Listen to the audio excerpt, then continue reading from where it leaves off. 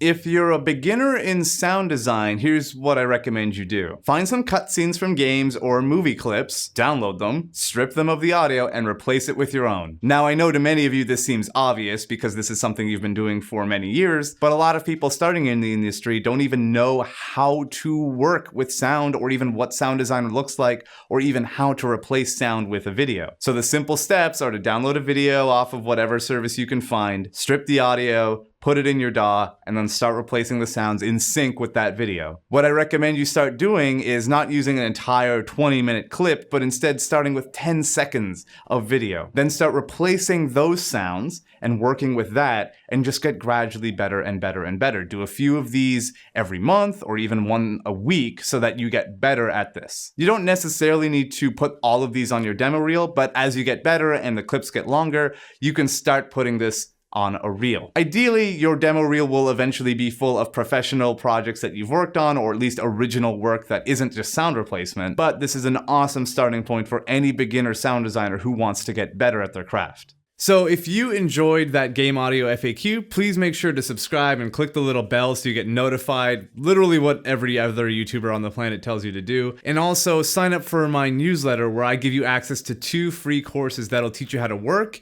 negotiate, network, and get paid in the game industry.